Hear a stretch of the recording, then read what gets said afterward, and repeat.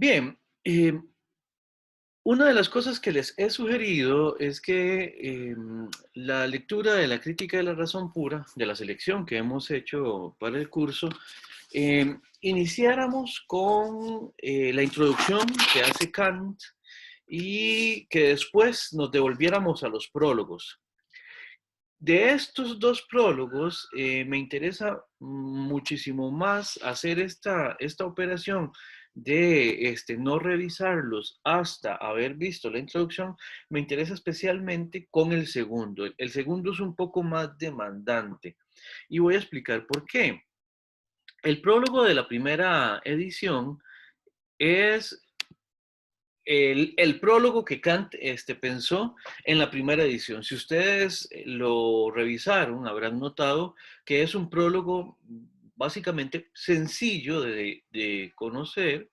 Es en ese sentido más general y en algún sentido también no es tan informativo como lo es el segundo.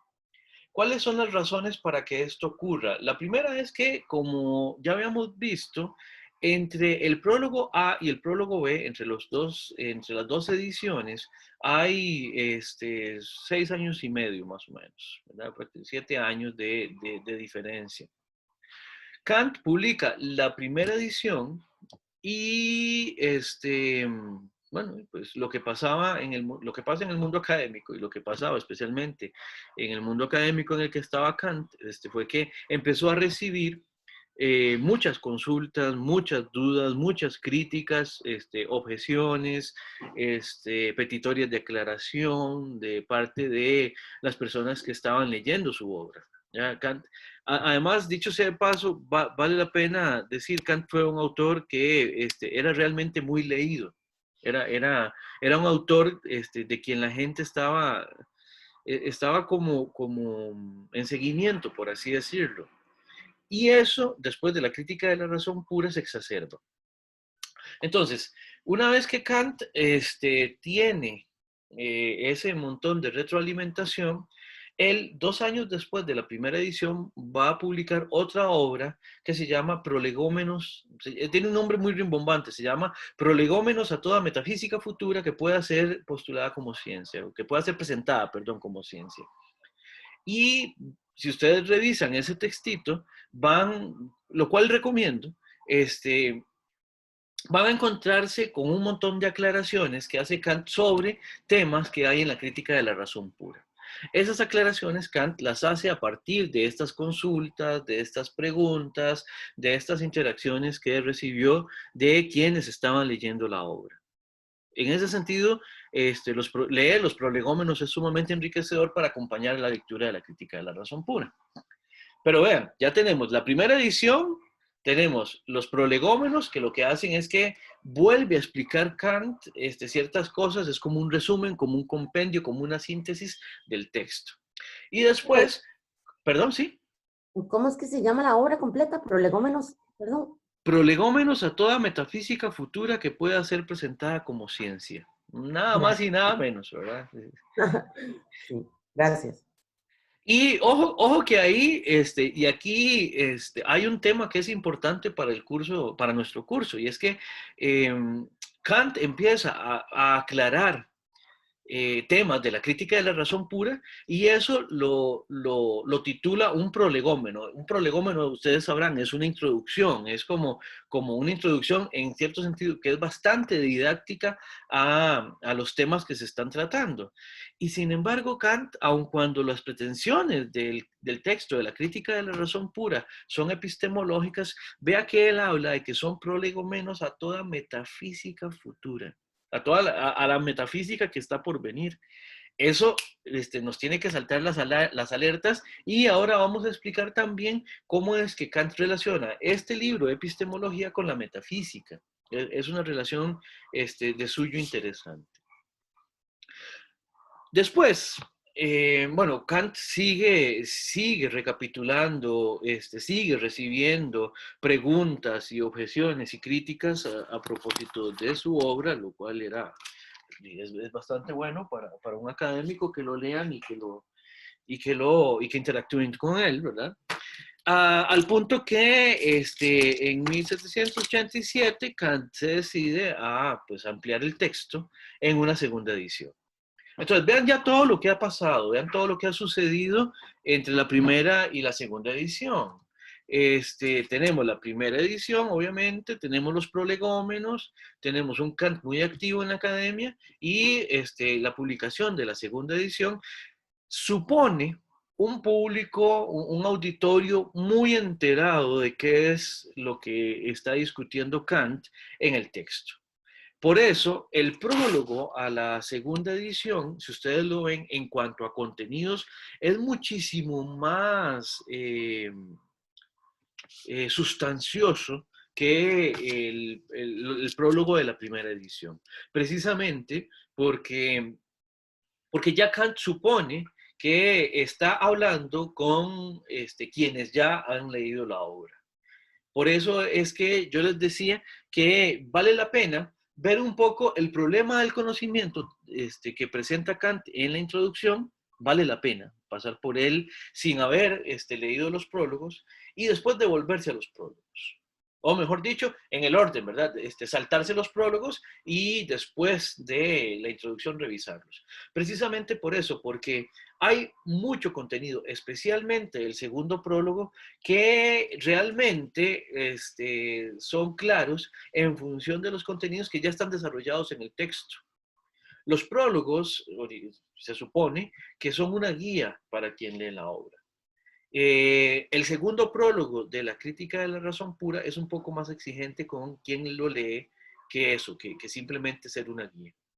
Y dicho sea de paso, el segundo prólogo en relación con la obra es fascinante porque, vamos a ver, si ustedes en algún momento llevan un curso sobre la crítica de la razón pura, si ustedes en algún momento vuelven a leer el texto o algo así y necesitan refrescar contenidos de la obra, es muy, muy adecuado, muy conveniente, es recomendadísimo empezar por el segundo prólogo para refrescar los contenidos que hay en la obra. Entonces ya ahí les queda de una vez la recomendación hecha, en caso de que en algún momento vuelvan más adelante, en el futuro, en su carrera, a la crítica de la razón pura. Sí, eso es, ¿verdad? Entonces, veamos un par de cositas que son importantes en cada prólogo, realmente, y después nos vamos a la estética trascendental, y de allá, desde que estamos viendo la estética trascendental, y después cuando veamos el problema de las pruebas, de las pruebas de la existencia de Dios en la crítica de la razón pura, cuando leamos, o cuando tengamos la segunda, parte de las lecciones de Kant en el curso, vamos a estar volviendo a los prólogos, van a ver, vamos a poder volver a ver qué es lo que dicen los prólogos a propósito de esos temas.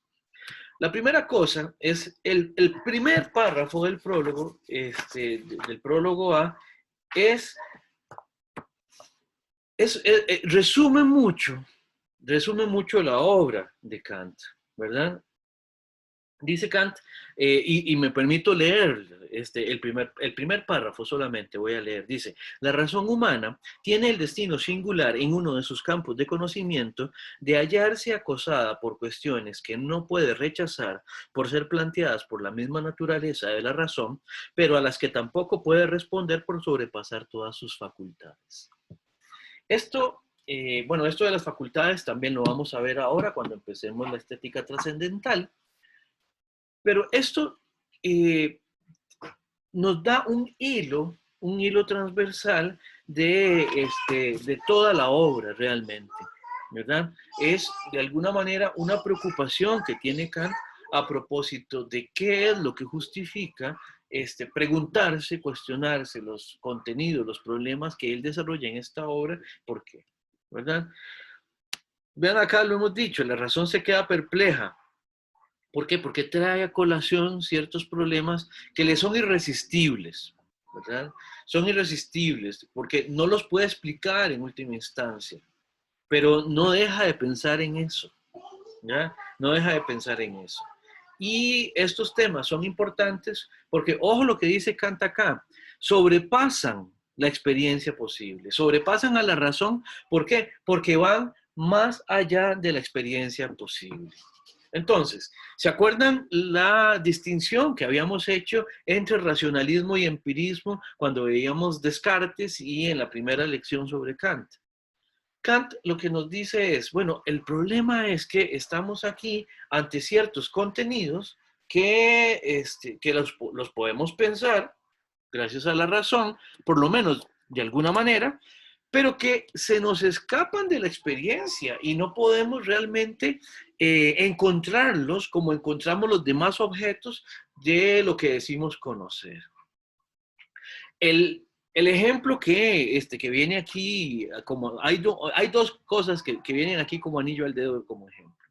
El primer ejemplo de estas cosas que realmente no aparecen en la experiencia, pero asaltan a la razón, es el tema que para Kant va a ser el tema más importante para la filosofía, que es el problema de la libertad.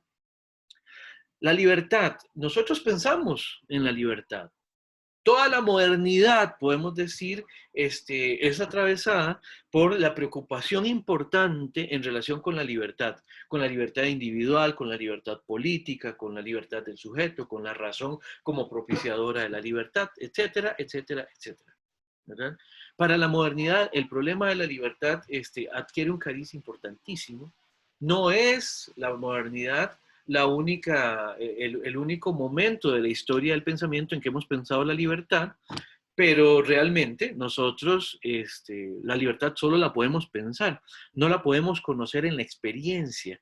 Esto lo que quiere decir es que aun cuando nosotros podemos pensar que somos libres, podemos pensar que las demás personas son libres, en última instancia, como la libertad es una cuestión que tiene que ver con cómo se condiciona la voluntad para actuar y como la voluntad de las personas nosotros no la podemos realmente conocer, entonces queda como algo que aunque podemos pensar, no la podemos conocer directamente, como si podemos conocer, por ejemplo, a la silla en la que estoy sentada, en la que estoy sentado, a partir de la experiencia que genero de la silla.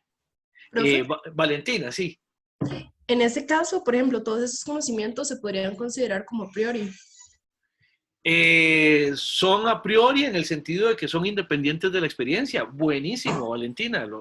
Aprendiste muy bien el concepto, claro. Gracias. A usted, claro. Entonces, se entiende, la libertad es algo que, bueno, para Kant es importante y es uno de estos temas ante los cuales la razón se queda perpleja. Porque entonces la cuestión es esta, ¿cómo es que podemos decir, cómo es que podemos convocar y podemos hablar de la libertad si es que no la podemos conocer? No la podemos conocer como las demás cosas que sí podemos conocer en el mundo. Por eso de la libertad no podemos hacer ciencia. De la libertad podemos hacer reflexión ética, pero no la podemos, la libertad no la podemos meter en un tubo de ensayo. Ese es el punto. ¿Se entiende? Y el otro tema que voy a traer a colación acá, como un tema importante ante el cual la razón queda perpleja, es el problema de Dios. Por eso también aquí hay mucho de metafísica. ¿Por qué? Porque, vamos a ver, ¿a Dios lo conocemos como conocemos las demás cosas? No. No tenemos experiencia de Dios, no podemos efectivamente tener un conocimiento experimental de Dios, por decirlo de alguna manera. Y aun cuando de Dios, o bien podamos tener serias dudas a propósito de eso, o sea, podamos ser sumamente escépticos a propósito de su existencia, ¿verdad? O incluso al punto de que podamos no interesarnos por afirmar su existencia, podamos suscribir el ateísmo o el agnosticismo, que después vamos a explicar qué es el agnosticismo. O aun cuando nosotros tuviéramos toda la disposición, digamos, de creer en la existencia de un ser divino, no importa en cuál de las situaciones estemos, realmente de Dios propiamente hablando, no tenemos conocimiento por medio de la experiencia. Y sin embargo, no deja de aparecernos a los seres humanos. Hay por ahí el dato de que no hay no hay comunidad humana, hasta donde entendemos, que no genere alguna explicación, alguna referencia a algo trascendente, a algo que podríamos decir divino. Ya sea en un esquema monoteísta o un esquema politeísta, ya sea en un esquema no teísta, ya sea incluso en una explicación ausente de dioses, como es el caso, por ejemplo, del budismo, en donde no hay realmente dioses, pero sí hay, digamos, procesos de iluminación que van más allá de lo que podemos experimentar, trascienden la vida de las personas. Ven, los seres humanos tendemos a pensar en esas cosas, aunque no tengamos de esas cosas, de esos contenidos, una referencia que podamos decir, eso viene de la experiencia. Lo podemos conocer de esta manera, por medio de los sentidos, por medio de nuestro interactuar con el mundo. ¿Se entiende? ¿Alguna pregunta con esto?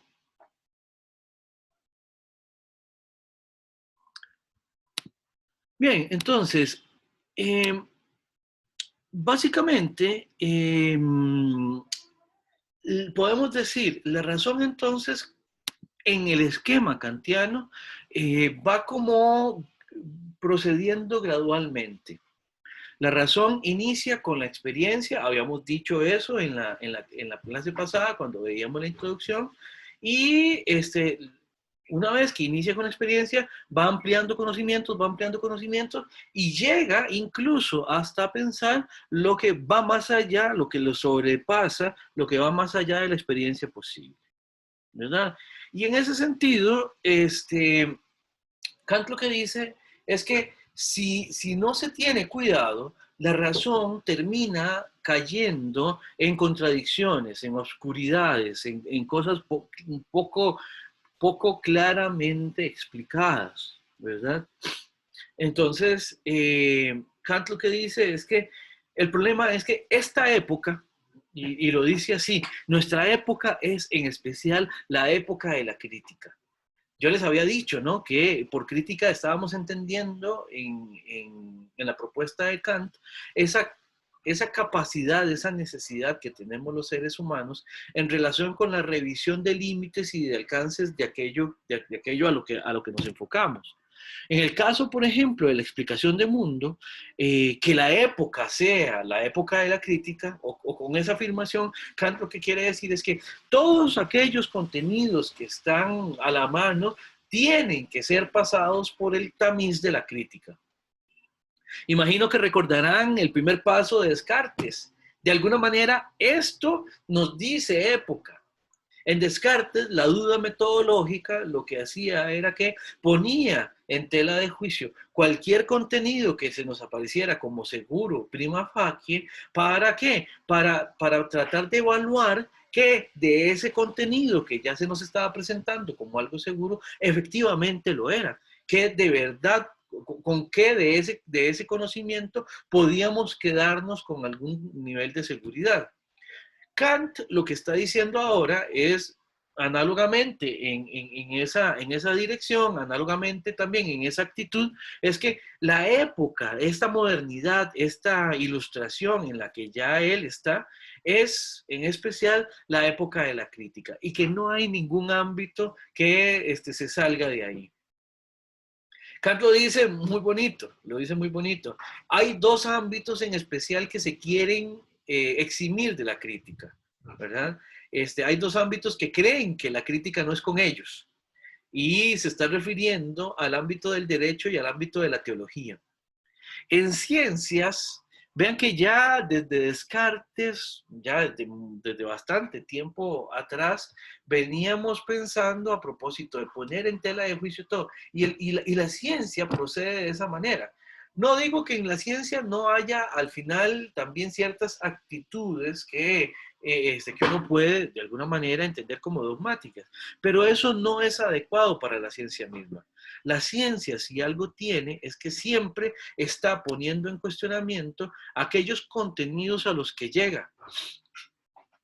Y siempre con el deseo de que si alguno de los contenidos a los que llega no soporta la crítica, pues se deja de lado y se busca otra explicación, una nueva hipótesis que poner en su lugar. Pero en los tiempos de Kant dice que hay dos ámbitos que quieren eximirse de eso. Por un lado el derecho, que por su majestad, o sea, por su importancia, cree que está por encima de toda crítica, y también la religión y la teología, podemos meter ahí, que creen que por su santidad, así lo dice Kant, podríamos decir, por la santidad del objeto que explica, cree que también está por encima de toda crítica. Y eso tiene que ver también con la actitud que se tiene cuando se cree. En el ámbito de la creencia, bien se puede creer algo que no se puede explicar, ¿verdad? Por ejemplo, la noción de Dios en general es de suyo, inaccesible, inabarcable por una explicación de parte de nosotros los seres humanos, y sin embargo eso no es un obstáculo para que la gente la crea, la suscriba dentro de su esquema de creencia, ¿verdad? Entonces, Kant lo que dice es, todo lo humano, todos los ámbitos de la acción humana deberían estar dentro de la posibilidad de crítica, y no pensar que se van a eximir. Esto es un rasgo muy, muy, muy de época. Esto es importantísimo. En función de eso, Kant habla entonces de que la crítica de la razón pura, este proyecto que él está haciendo, que tiene que ver con el texto, tiene que ver con un tribunal. Y es que por medio de la razón vamos a someter a la razón misma a un proceso de autoconocimiento. Ustedes me pueden decir, ¿es un toque? Barájenme eso otra vez. ¿Por qué? Porque vean que aquí está apareciendo algo muy curioso. Vean que Kant lo que está es criticando a la razón. Está criticando a la razón, está tratando de ver cuáles son los alcances, cuáles son los límites de la razón. ¿Por qué?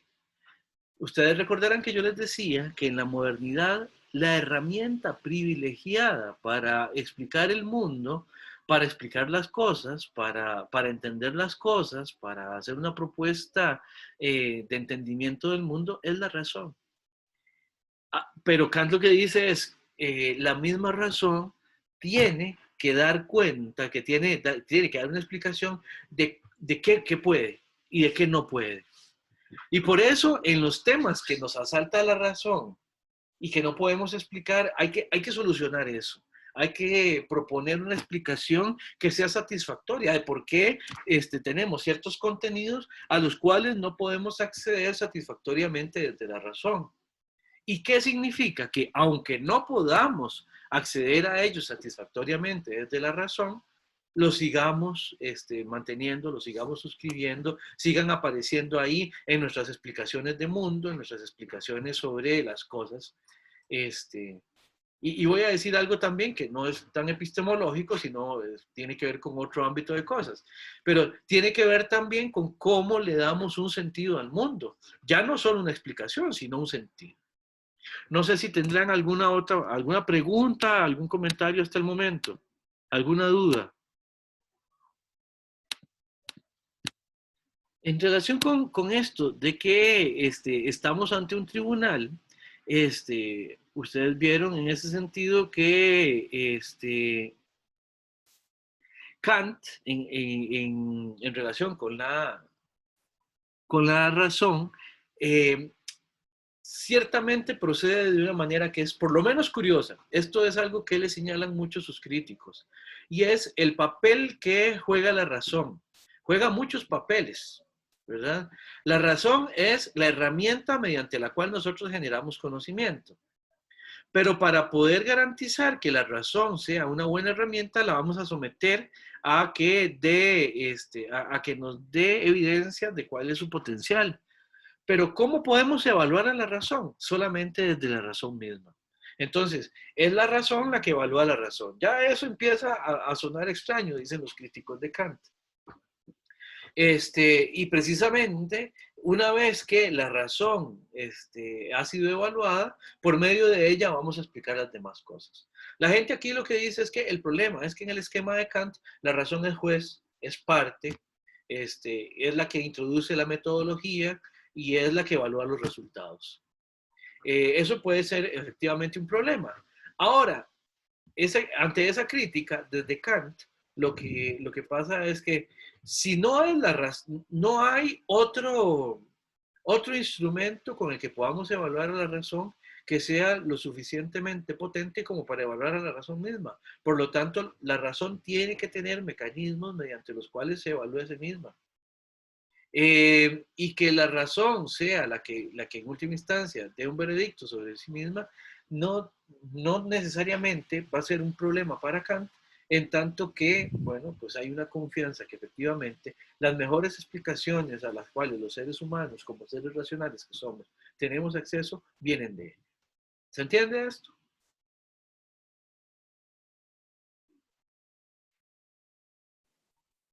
¿Preguntas? ¿Todo bien?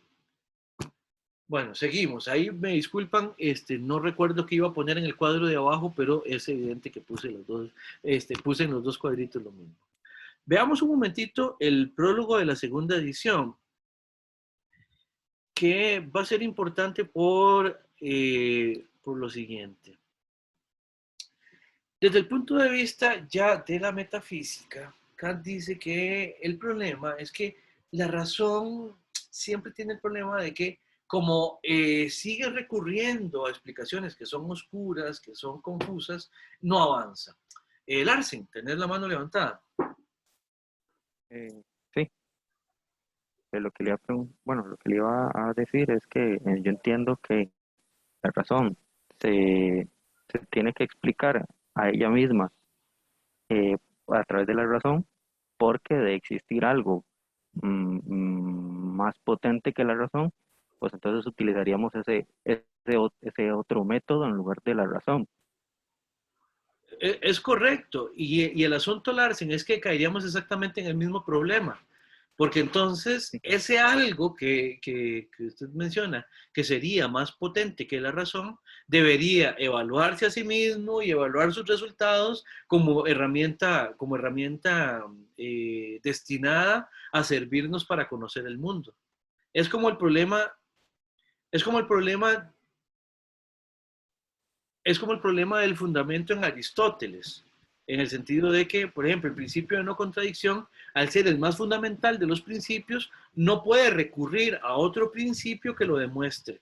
Y por eso es que no se puede demostrar.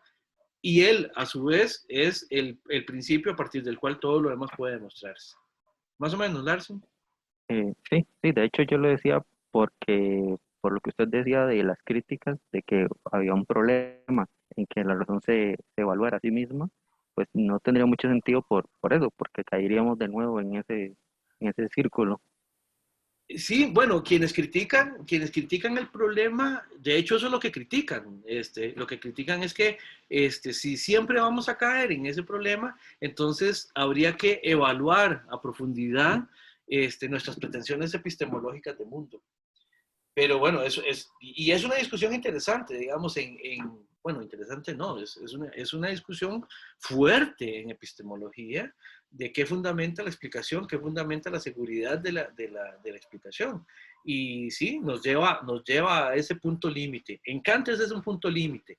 Y Kant lo resuelve de esa manera. Es como cuando en Aristóteles buscamos el primer eslabón de la línea causal. Él dice, en algún momento hay que detenerse. Y bueno, así procede. De alguna manera así es. Ok, Perfecto. gracias. Valentina. Profe, pero no entiendo una cosa, o sea, cuando la razón se vuelve insuficiente, y hasta qué punto se vuelve insuficiente, ¿cómo podríamos, digamos, tener otro paradigma sobre el cual basar nuestras explicaciones? Porque de hecho que nosotros consideramos como ciertas ideas completamente irracionales, pero estamos viendo que la razón a veces, pues, no es suficiente para explicar algo o para justificar algo. Sí, ahí el asunto es que lo que podríamos decir es que no todo se trata de resolver epistemológicamente el mundo. Por eso para Kant, vamos a ver, un problema como el de la libertad no se resuelve con nuestras potencialidades epistemológicas, porque la libertad está por fuera del ámbito epistemológico o especulativo de la razón. Entonces ¿Cómo se tenemos resolvería? en un ámbito que es distinto, en el ámbito de la reflexión sobre la ética, en el ámbito de la reflexión sobre la moral, Entiendo. que para Kant no es epistemológicamente vinculante, no es epistemológicamente, no se resuelve epistemológicamente, pero también abre todo un ámbito de ocurrencia de cosas que es importantísimo para él.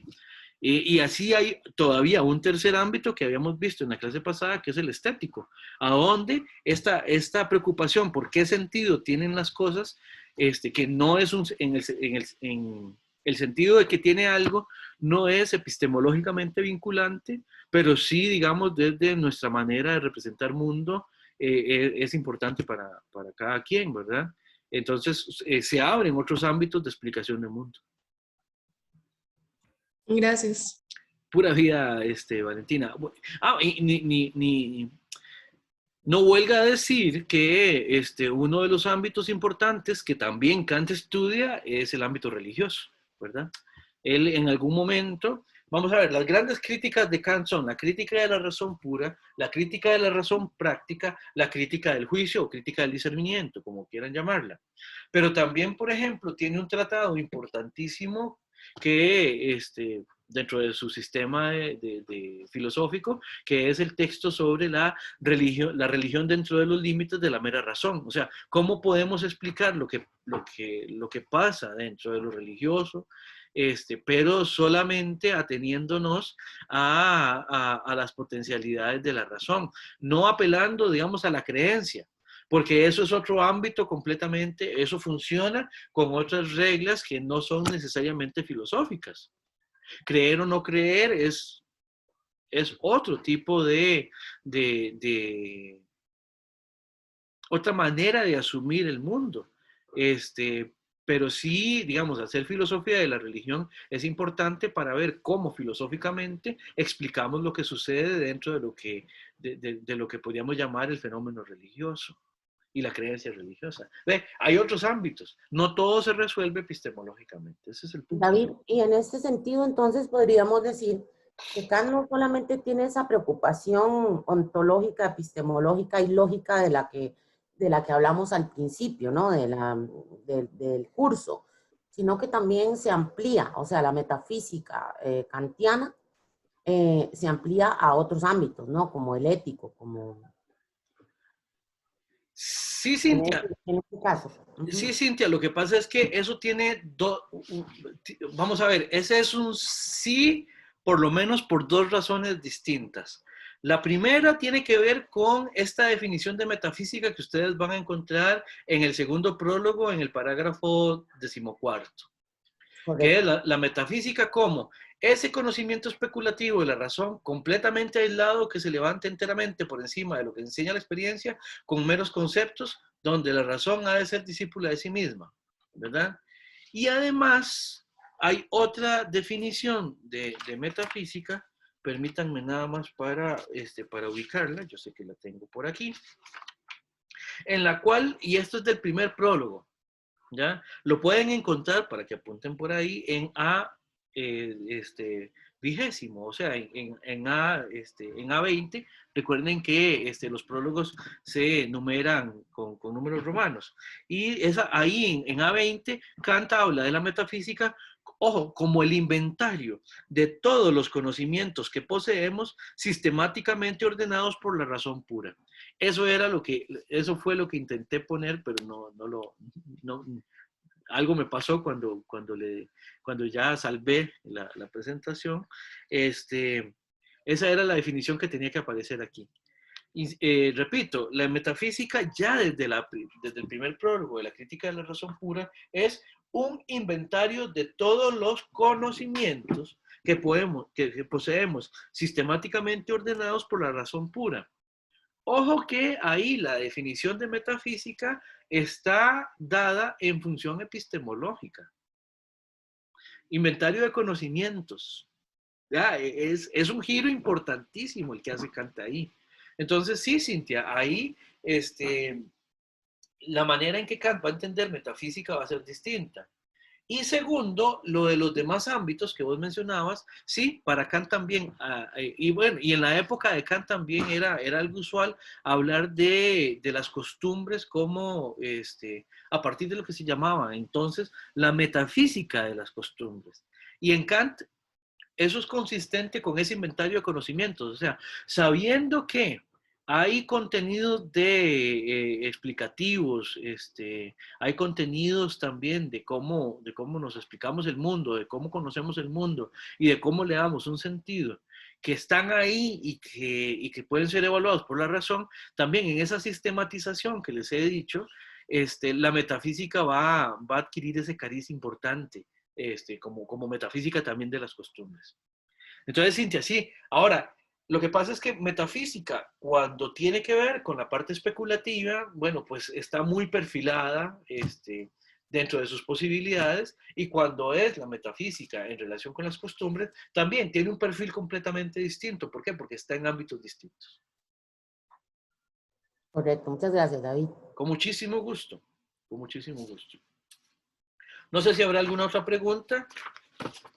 Entonces, vean aquí, esto es importante. En algún momento en el primer prólogo también Kant menciona la metafísica como un campo de batalla, a donde tenemos que dirimir un montón de contradicciones, todas estas contradicciones que en el prólogo B aparece como estos problemas que hacen que la razón no avance.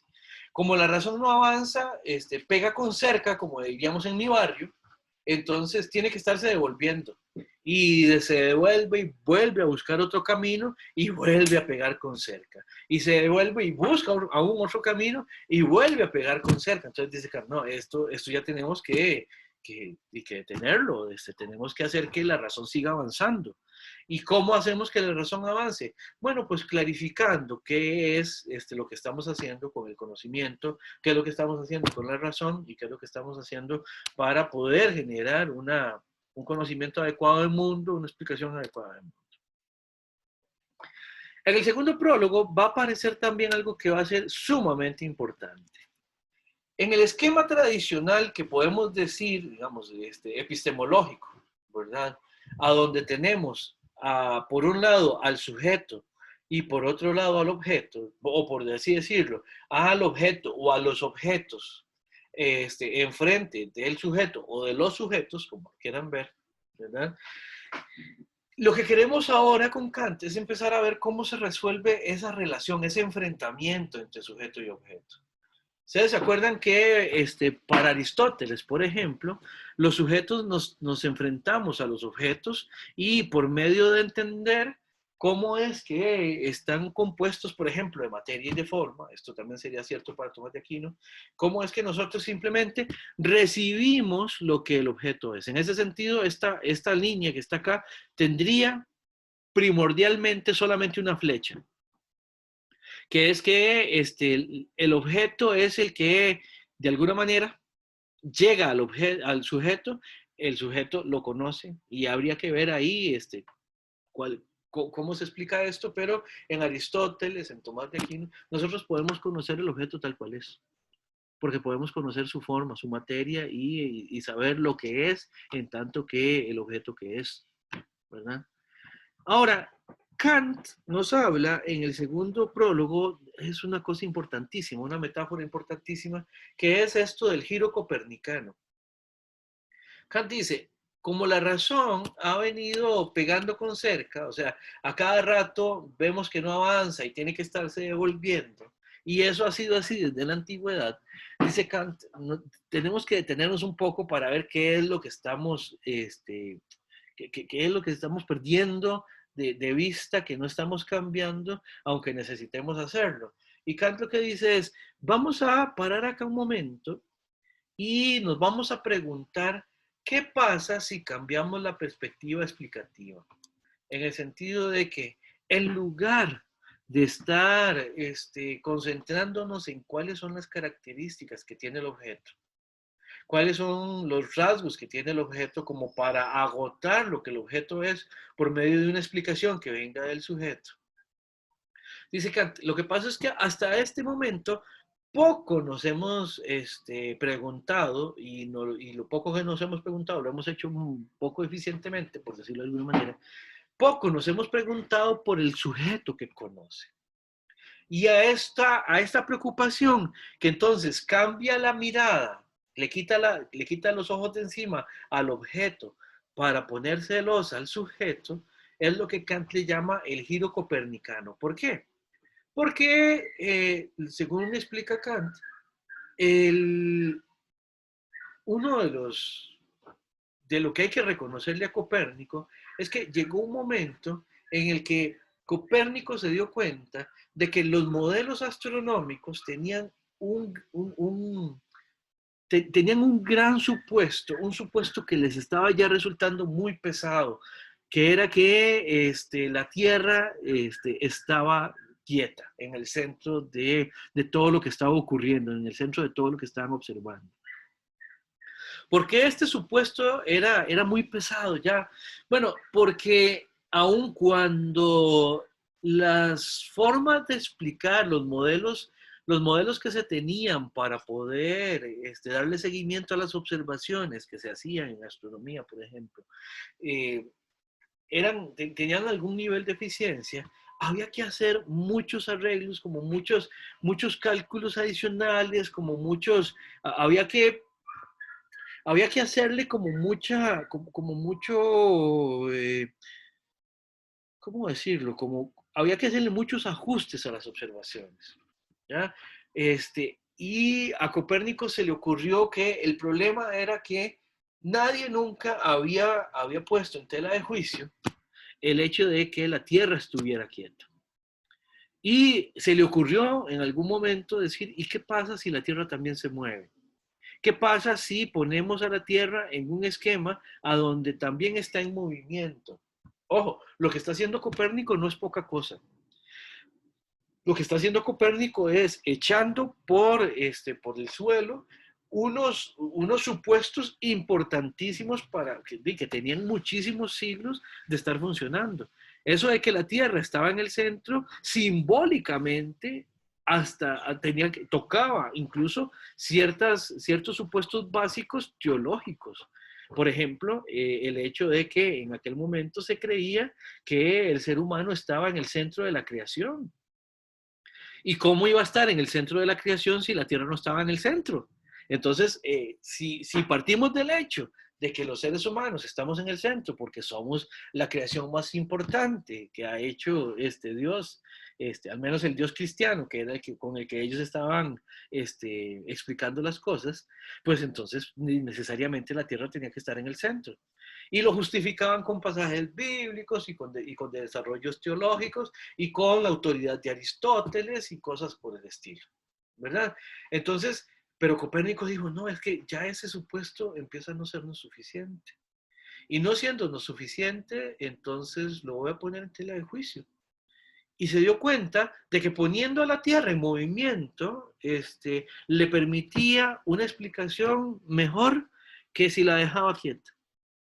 Y entonces se animó a hacer ese giro, ese cambio en el modelo, que fue un cambio, pero trascendental para la explicación, en este caso, astronómica, científica, de lo que estaba pasando, ¿verdad? Bueno, Kant dice, eso es lo que tenemos que hacer ahora en filosofía. Tenemos que darle vuelta a la preocupación mediante la cual nos explicamos las cosas que conocemos. Dejemos de fijarnos en el objeto, no para no fijarnos en él, sino para detenernos un momento y decir, bueno, primero evaluemos cuáles son las características que tiene el sujeto que conoce. Y después que ya tenemos una mayor y mejor clarificación a propósito de las características del sujeto que conoce, entonces sí, volvamos a ver qué es lo que conoce el sujeto, pero ya sabiendo que el sujeto va a ser un condicionante importantísimo para conocer de la manera en que conocemos. Y por eso es que incluso Kant en la parte del prólogo segundo se anima a decir esto, que solo conocemos a priori de las cosas lo que nosotros mismos ponemos en ellas. Lo que nosotros ponemos en las cosas lo terminamos conociendo a priori. Es como darle vuelta a las cosas y decir, ven, nosotros conocemos el mundo así porque nuestras capacidades condicionan la manera en que conocemos el mundo. Antes pensábamos que conocemos el mundo así porque el mundo es así y lo podemos conocer a partir de las capacidades, pero es un poco más sutil que eso. ¿Ya? Es un poco más sutil que eso. Es, por ejemplo, si nosotros decimos, solo por poner un ejemplo, nosotros somos seres que vemos el mundo a colores, salvo ciertas excepciones que no rompen la regla, por aquello de las preguntas que hacíamos, que me hacían cuando estábamos viendo eso con Tomás de Aquino, ¿verdad? ¿Qué pasa si hay un caballo de 3 patas o cosas por el estilo? Bueno, no todo el mundo ve a colores, hay personas que, bueno, no es que no vea colores, sino que la manera en que percibe los colores no es la habitual, la que más extendidamente se observa. Pero bueno, podemos decir simplemente con una generalización que los seres humanos vemos a colores. Eso quiere decir que el mundo es a colores. Desde esto que está diciendo Kant, podríamos decir, nosotros que estamos capacitados para ver colores, construimos una representación del mundo que tiene colores en ella. Y a partir de esta reconstrucción a colores de mundo, es que lo conocemos como lo conocemos. Hay seres que no reconocen los colores como nosotros. Hay seres que ven más colores que nosotros. Hay seres en un rango de, digamos, hay seres que ven en rangos todavía más amplios que nosotros. Hay seres que ven en rangos más restringidos que nosotros. Hay seres que no ven. ¿Ya? Y aún así, ya eso lo que hace es que a partir del aparato sensorio de cada ser cognoscente es que reconstruye representacionalmente el mundo. Pero ven, para entender que eso es así, tenemos que entender muy bien y tener muy claro cuáles son las características cognoscitivas del sujeto que conoce. Y eso Kant lo está resaltando acá en este texto. Y esto es importantísimo como pregunta para entender lo que está Kant tratando de explicar. ¿Se entiende esto? ¿Hay alguna duda? ¿Algo que necesiten que aclare un poquito? ¿Todo claro? Sí, muy Claro. claro, profe. Bien.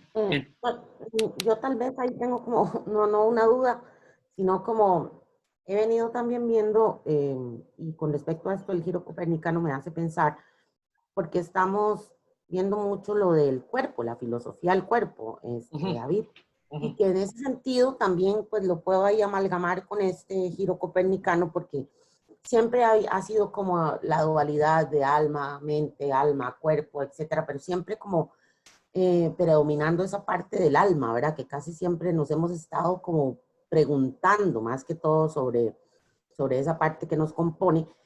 Y cómo ahora, en razón también de este giro copernicano, lo puedo ver también que ahora la preocupación más que todo es por el cuerpo. Entonces, cómo también, pues, está surgiendo eso, ¿verdad? Esa pregunta que no nos hacíamos anteriormente, pues en la modernidad, o más bien en la contemporaneidad, es donde estamos cambiando ese objeto de estudio, ¿verdad? Y nos estamos yendo más hacia la parte corpórea en este momento. Entonces es como interesante ver eso. Sí, claro. Y verlo así. De hecho, no es que no ha habido preocupación por el cuerpo, o sea, sí la ha habido. Pero Descartes, por ejemplo, pregunta por el cuerpo y dice, al cuerpo hay que ponerlo en tela de juicio. Hay que ver cuáles son las capacidades del cuerpo y por qué podemos dudar del cuerpo. Pero para Descartes, por ejemplo, es la razón la que importa.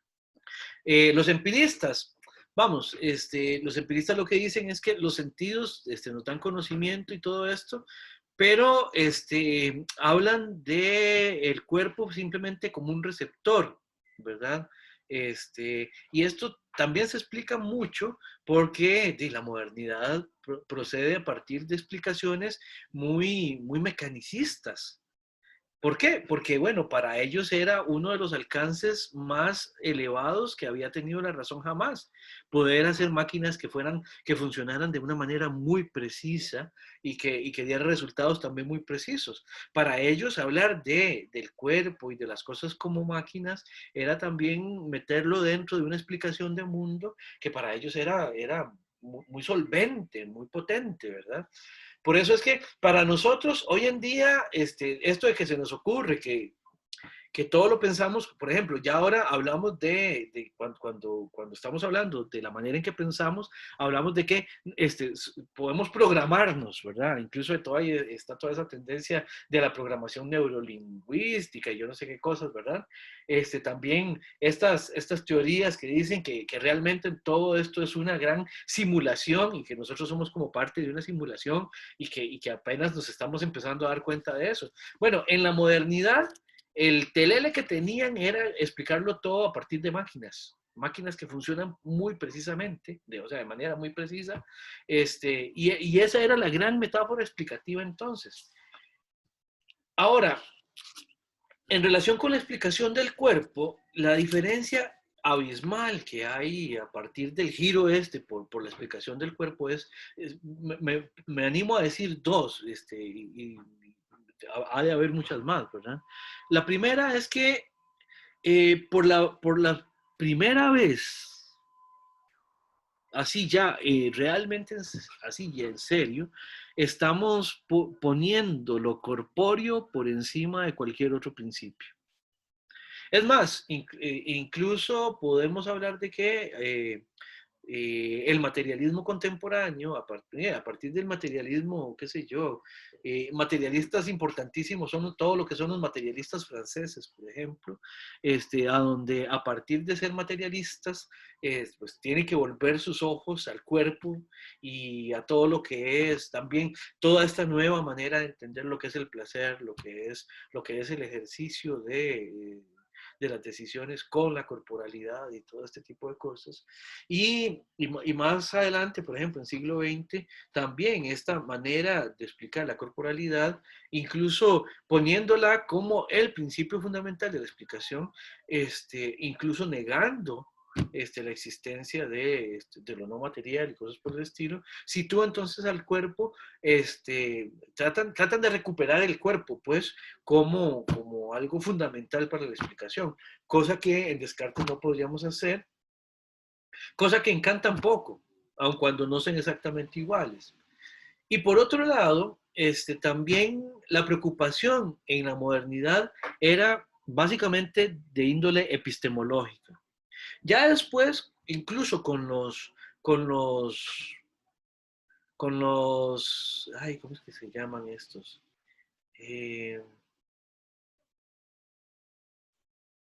Se me fue la palabra, ahorita recuerdo. Con los materialistas franceses, se me fue la palabra. Bueno, con los materialistas franceses, la preocupación empieza a ser muy política, ya, muy política, a propósito de cómo se condiciona, digamos, también la corporalidad en relación con las actuaciones. Y ni qué decir, en el siglo XX, la discusión sobre el cuerpo es eminentemente política. En Kant, vamos ahora a entrar a la estética trascendental. Y la estética trascendental es, de alguna manera, una referencia muy importante en relación con lo que en Kant se consigue con el cuerpo. Pero está completamente vaciada de ese componente político que es importante para hablar de cuerpo, digamos, ahora a partir del siglo XX. Ya, jamás es el cuerpo al que se refiere Judith Butler, por ejemplo, cuando habla de que los invisibles son cuerpos que reclaman o cosas por el estilo, cuerpos que marchan o algo por el estilo. La preocupación es de una índole diferente, completamente. Cintia, no sé si con eso más o menos le meto un poco el hombro a tu comentario. Claro, claro, no, sí, muy, muy interesante. La verdad, verlo pues desde Descartes, ¿verdad? Así como lo explicaste, y los empiristas, y pues todo lo que se ha venido haciendo con el materialismo francés y luego la modernidad, pues sí Sin embargo, eso que dijiste sobre Kant, de que el cuerpo ahí, digamos, esa explicación de cuerpo está políticamente vaciada, ¿me lo puedes ampliar un poquito? Sí, en el Ah, sentido de que, vamos a ver, en Kant, aquí lo que está es hablando de cómo opera el cuerpo como sensorio, nada más. ok. Eh, si se quiere, por ejemplo, la parte de la libertad, que sería importantísima, digamos, para una teoría del cuerpo contemporánea, ¿verdad? La libertad, incluso en cómo actuamos con nuestro cuerpo y cómo el cuerpo, a partir del cuerpo, es que trazamos líneas de acción. Como lo que vos quieras, la libertad es un temazo a propósito del cuerpo en ese sentido. Pero en Kant, cuando él habla de, por ejemplo, de la parte estética, la parte de los sentidos, que es evidente que se construye a partir de lo que hacemos con el cuerpo, pero para él es solamente eso, el cuerpo como sensorio, el cuerpo como órgano. ¿Ya? Ujú. No es una discusión ni ética ni política en Kant, lo que vamos a ver en la crítica de la razón pura. A eso es a lo que me refiero. Perfecto. Sí, ahora me queda muchísimo más claro. Gracias, David. Pura vida, Cintia. Larsen. Sí, profe, entonces, tener una duda sería que entonces para Kant las cosas existen de una manera determinada que puede variar dependiendo de cómo el sujeto las interprete. Eso es cierto, pero con algunos peros. A eso lo que te voy a decir es esto. Las cosas existen de una manera determinada y nosotros podemos dar una explicación de ellas a partir de cómo las conocemos. El punto es este.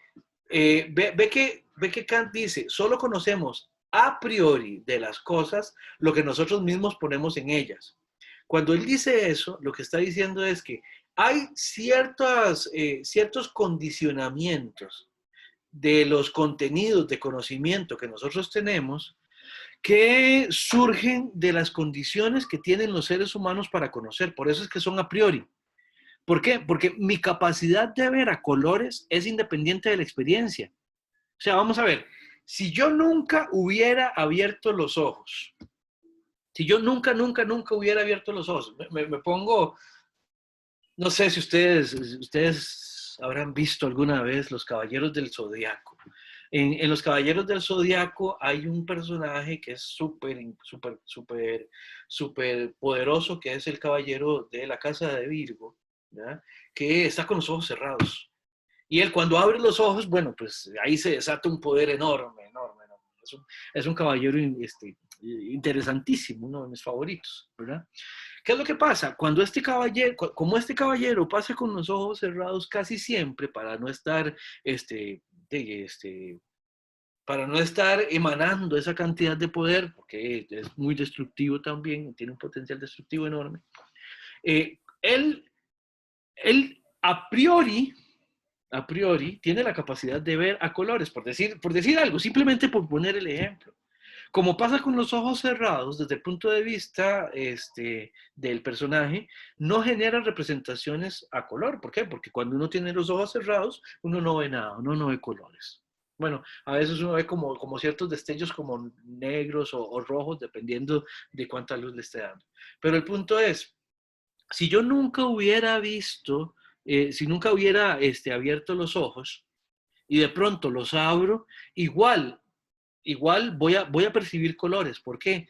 Porque mi capacidad visual está generada de manera tal que yo puedo percibir colores.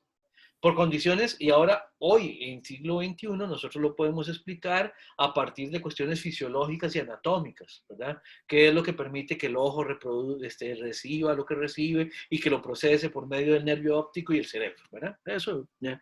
Pero el punto es, nosotros que podemos ver el mundo a colores, lo captamos a colores.